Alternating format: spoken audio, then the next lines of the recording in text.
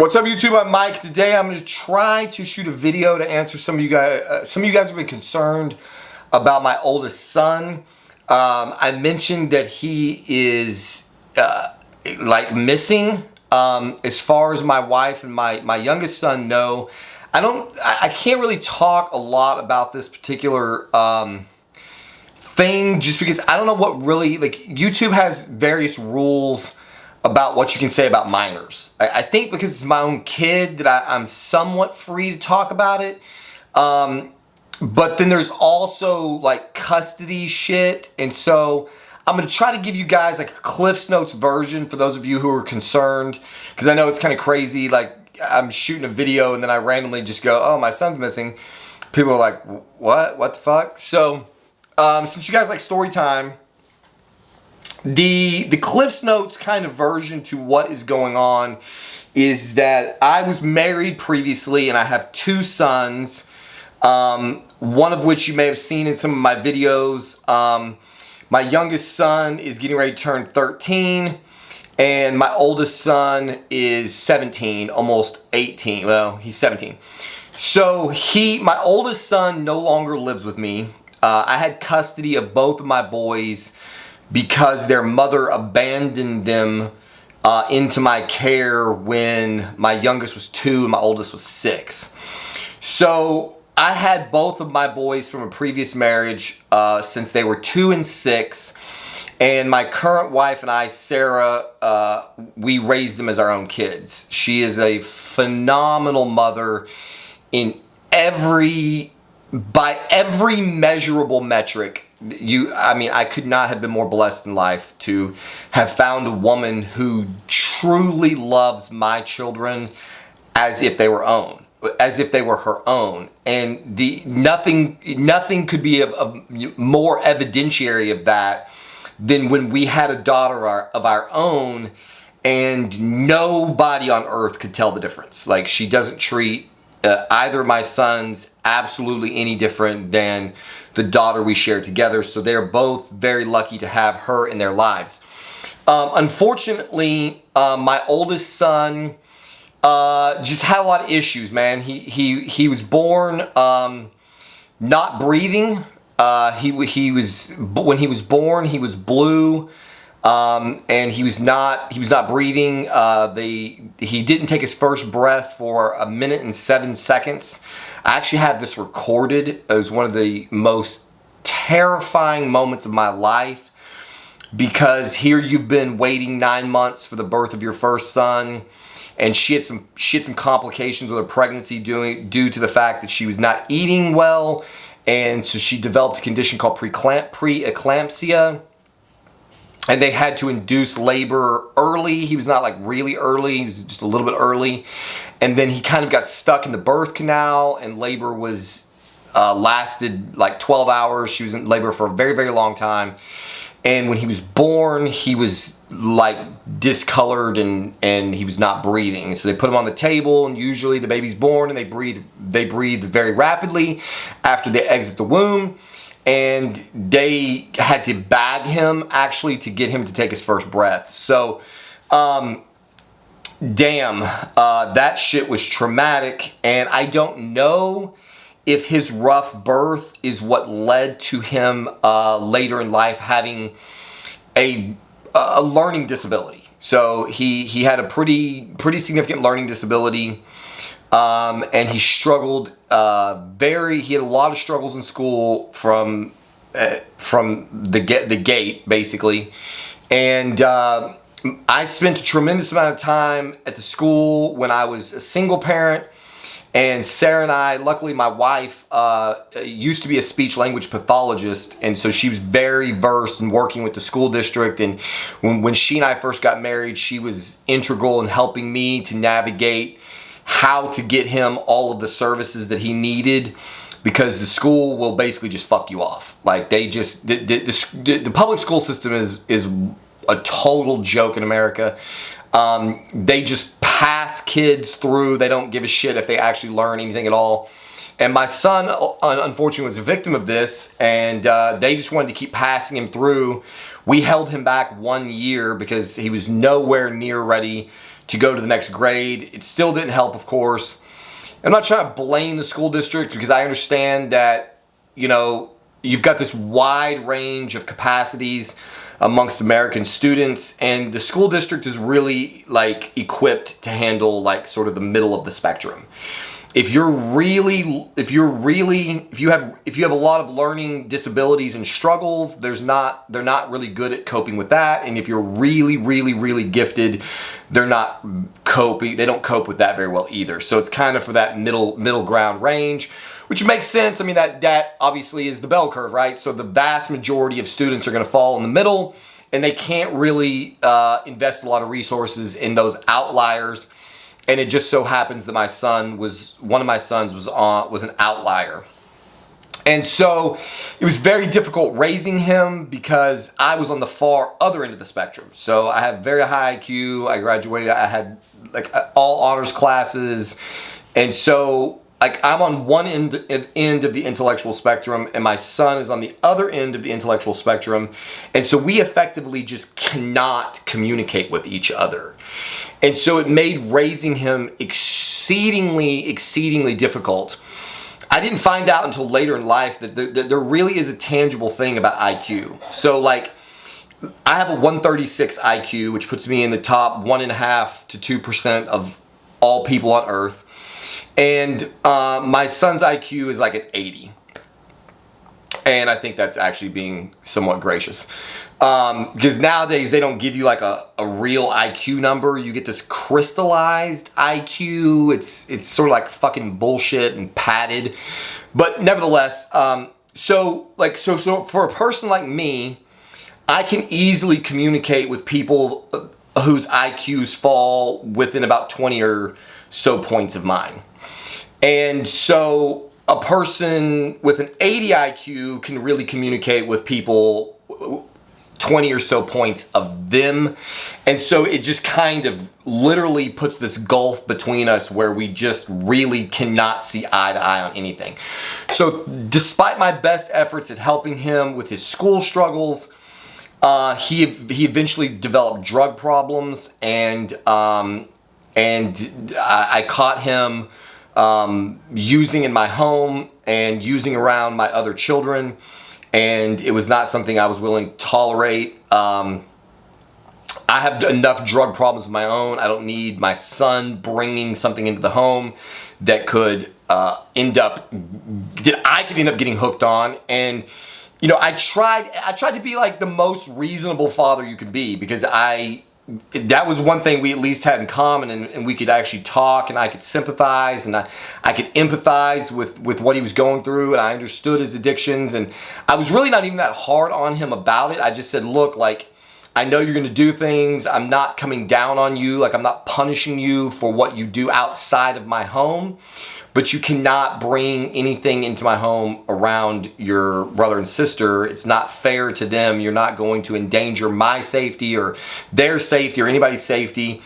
And he just could not abide by those rules. So I caught him with vape pens, weed pens at really a young age. I can't remember. I think he was 15, maybe younger than that. I can't remember, 14 or 15, I guess.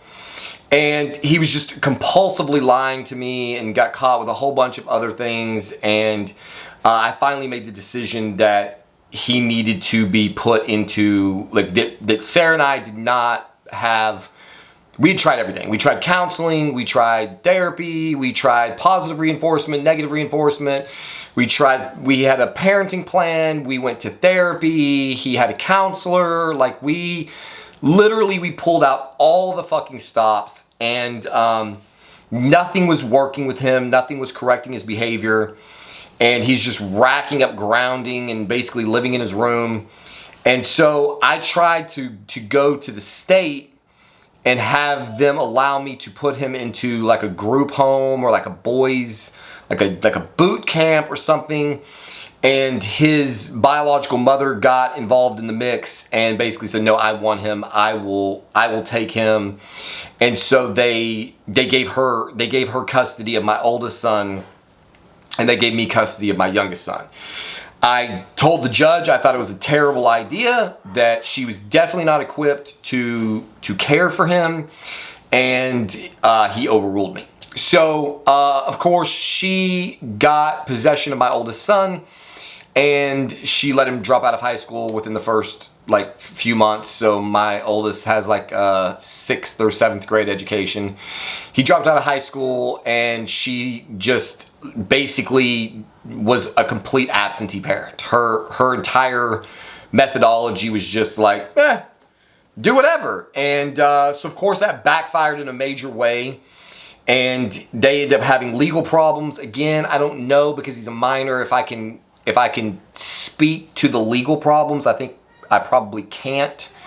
So I'm just not going to take that risk. Rest assured, he had some legal problems. So he got into some legal trouble as a minor. I don't even know the full extent of the legal trouble that he's been into, because I no longer have any communication with him, because the communication became a very aggressive and made a number of violent threats toward me. And as I'm sure you know, if you watch my videos, that's not some shit I'm going to tolerate. And because I was not going to risk getting myself into trouble with my responses to his aggressive behavior, I just chose to not have any contact with him. So we tried to have contact, limited contact, in text form only, where I could always have a track record of what was said, because he was prone to trying to make up stories about things that I said. He would try to accuse me of having made threats toward him that were absolutely fallacious. And so I started out by saying, okay, we're only going to have communication that is in written format, so that I can protect myself from any accusations that would be made against me. And then when his drug abuse continued to get worse and worse and worse, I basically just stopped having communication with him altogether. I don't prevent him from talking to his brother. I wish that he did not, because I think he's an extremely bad influence on my younger son. My younger son is on the other end of the spectrum with me. So he was in every honors class that the school offered before we took him out to homeschool him. And he's now actually going, by the end of this year, he may be a full year ahead in school. We don't know yet. He's progressing at a very fast rate. So his brother, so my youngest is named Paul. He's extremely intelligent, extremely gifted, and he's just the best kid in the world that you could hope to have. And so he and I have a phenomenal relationship, and unfortunately my oldest and I don't. So the reason that I said that my oldest son, who I'm actually not even going to name, because I just don't think it's worth it, giving all of the BS that's going on.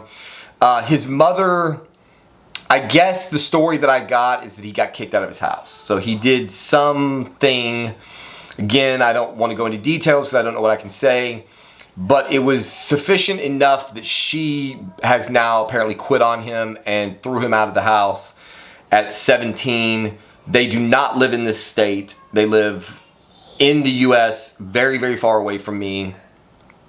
And since she threw him out of the house, which is going on, I guess, 3 weeks now, no one has seen or heard from him. He has not accessed any of his social media networks. He has not been on any of his gaming platforms. He has not responded to any phone calls, text messages, anything. My wife and I reached out to his mother to ask if she could at least confirm that he is okay. She's refusing any communication with us. So we reached out to Child Protective Services in the state that they live in. That was only a couple of days ago, so we haven't heard anything back. I don't know how much power they have. I don't know if he, in the state that he's living in, whether 17, if he's, they may not even try to force him back home. Obviously, you're not legally an adult until you turn 18, but I know some states maybe have different rules. So last we heard, he was supposed to have been staying with a friend, but something's not adding up because, he didn't, we tried to reach out to him to get him some Christmas presents. My dad has reached out. Like every member of our family has tried to have communication with him, and he's just not on the radar anywhere. It's gotten so bad that my wife and I literally have like started running searches for like to see if he's deceased. You know, like to see if his name would pop up, because I don't even know that my ex-wife would notify me if something had happened. So honestly, when I say I don't know where my kid is missing, that's why I said that in that video. That is how bad things have become. We really do not honestly know whether he's been incarcerated, whether he is alive and well. We have no idea where he is at. And it's like every day that goes by, things become like a little bit more grim, because it's like if he'd gotten arrested for something, you think he'd be reaching out, you know, for somebody to bail him out. Or if he was on the streets, you would think he'd be reaching out for somebody to give him some money. Or if there was some threats that she was going to have him committed to a mental hospital. And even then, he should have access to a phone, unless, I mean, I don't think they would have him like unconscious for 3 weeks. I mean, I don't know, man. It's crazy. If anybody's ever been through any of this and you have any like ideas for how we can, like what we can do, there's no real point in calling the police, because like we talked about like calling the police to do a welfare check. But if he's not living with her, you know what I mean? Like there's nothing they can really do. Like, you know, presumably no crime has been committed. So, you know, and I don't even know where she lives. Like, we don't have an address for her. Like, I don't even know how she survives. Like, last we heard, she was just going from hotel to hotel. Like, they've been living out of hotels. She doesn't work, as far as I know. Like, I don't know what she does, honestly. I don't know how she survives. It's just a total mess. And so it's like this crazy disparity in life. Because here my wife and my youngest son and my daughter are living the life of Riley, and I'm over here producing videos like $40,000 luxury designer goods haul, and then like on the other end, my family, like my son, like could be in a fucking dumpster for all I know. I don't know. Like, I don't know. And because the judge, in his infinite wisdom in the state of Texas, didn't agree to allow him to be put into a facility where he could be monitored, and gave him to his mother, who's, you know, is what it is. This is now the situation that we're all facing. So it's really just a waiting game, unfortunately. We're just waiting to get a phone call and hope that the phone call is that everything is good. I think that, like, I've already pretty much come to grips with the fact that given his, when you add it all up between his addictions, his learning disability, his significant cognitive impairments, I mean, the writing's on the wall, guys. What can I say? Like, I know that may sound rough, but you know, he reminds me of my brother a lot, and that ended very badly. And so to some degree, I'm just like, you know, waiting to get the final, you know, word that he's gone. I mean, I don't know. Like, there's nothing I could do. I'm fucking powerless. There's nothing I could do but wait and watch and wonder. And so that's it. I don't want to, you know, some people ask, like, what the fuck is going on? That's the answer. Hopefully this video doesn't violate any rules. I'm certainly not attempting to do that. I'm just trying to, you know, express what I'm going through, and who knows, maybe he'll see this and reach out, or maybe somebody who knows him or something. Like, we would just like to know that he's okay, you know, so that, you know, we can give him some help. So anyway, that's what's going on with that story. As always, thank you for watching. See you on the next one.